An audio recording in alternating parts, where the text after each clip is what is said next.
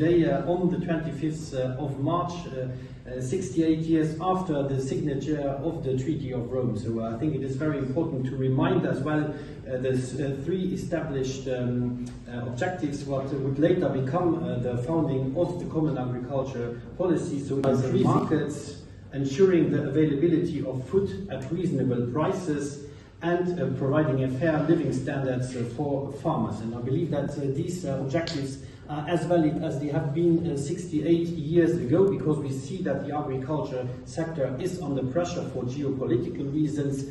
You all are all aware of that, but also for internal reasons. And I think that is very important that we give as well hope back to the sector. And this the sector has often been put a little bit into the corner as a part of the problem when it comes to climate change and other challenges.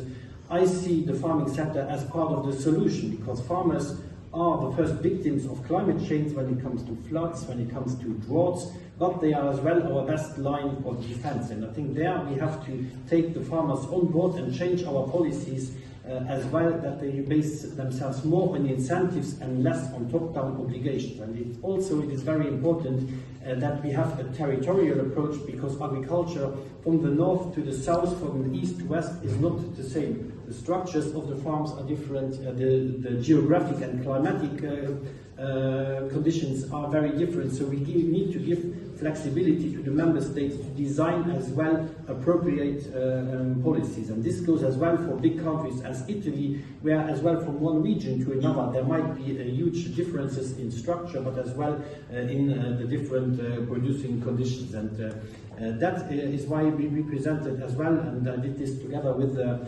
Executive Vice President Raffaele Fitto, a vision for the future of agriculture and food. And this vision has some central points. One of them, when we speak about security, is as well to ask ourselves the questions: who is going to farm our land in 20 years, for example? And we have there a huge problem when it comes to the generational renewal. So only less than 12% of EU farmers are below the age of 40, and 57 years of age is the average age. So if we are not changing course today, well, we will be lacking farmers that will be farming our land, and then we will lose the productivity and as well the independence when it comes to food production. So it is very important to now have a change of view and to live in for the young generation that is valid today, but as well valid in 2040. And that is what we wanted to do with this new vision for the future of agriculture and food, which we just discussed with the Minister, but as well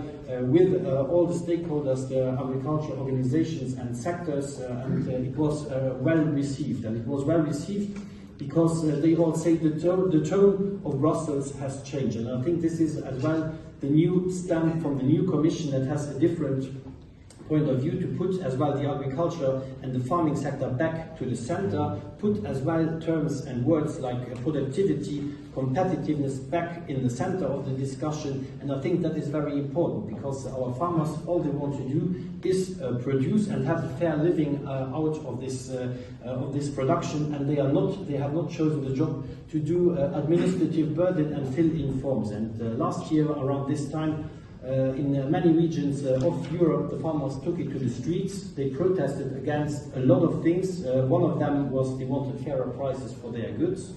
We have addressed this by putting on the table a targeted reform of the Common Markets Organization to strengthen producer organizations, to strengthen their negotiating power in the value chain. So this was very important. And on the Unfair Trading Practices Directive, because in some sectors, farmers, that is not acceptable for us, and that is something we want to address. And then also they complained about unfair conditions towards third countries. In this vision, we clearly say that if plant protection products are forbidden in the European Union for scientific reasons, because they are a threat to human health, they are a threat to pollinators, for example, then it's fair that they have been banned, but then it's not possible that the same product is coming in via imports, and there we have to be stronger as well to give fairer conditions for our agriculture. But also the big concern, or the biggest concern, is the simplification that they asked and to reduce the administrative burden. And there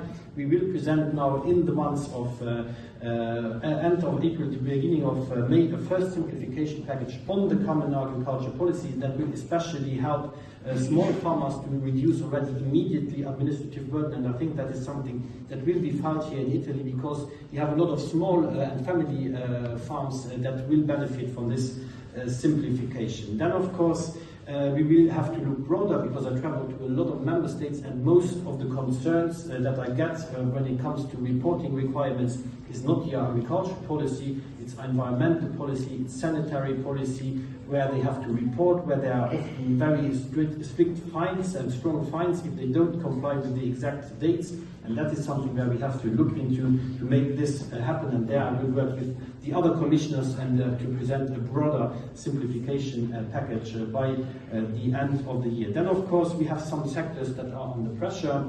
By the end of, Italy is the biggest wine producer in the European Union and exporter, and we feel that the sector is under pressure, not only because of the United States, but as well because of a changing consumer behavior, and that is why we will present the wine package that is based on the high-level group on wine already this Friday, that will go to the table to alleviate this, and this will as well help the Italian wine producers. And then of course I think what is very important to discuss as well, and there the discussions will start, is the appropriate funding for the common agriculture policy, because it has demonstrated over the last 60 years that it was able to fulfill these three objectives that are mentioned from based on the treaties. And this will be needed in the future as well. And we had yesterday at the Council a good discussion with the Ministers of Agriculture on that same topic, and they were all saying that we need a strong budget and appropriate budget for the future for agriculture, because this is as well for security reasons. The security of food is something that is not only because we want to be the master of on deciding what we produce. We don't want to be dependent on products from third countries where we don't have any control over the quality or the quantity, but as well it has a broader prospect, because security is very important in rural areas as well. I mentioned earlier on, for example, our common borders with Russia in the Baltics, in Finland. Finland has 1,340 kilometers of border with Russia.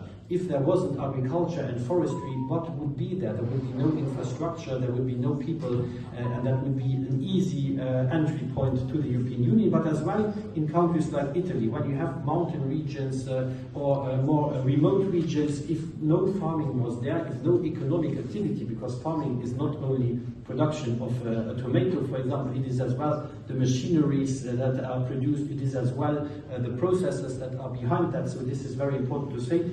And then when we speak about security, forest fires is something that is getting ever more frequent, and there the rural population is very key to keep this land worked and free as well, and this reduces as well the danger there. Those are some of the remarks, but I have to say the organizations earlier on received very well as well this new vision for the future of agriculture and food, which is the beginning of a pathway. There are a lot of different work streams that will arise, generation renewal, but as well, for example, a livestock strategy, because livestock is going down in the European Union, and there we will need to deliver, and that is what I'm very keen to work on the next 5 years, together with the ministers, but as well with the European Parliament, and I think we all have the interest to build together a bright future for our agriculture and food sector. Thank you.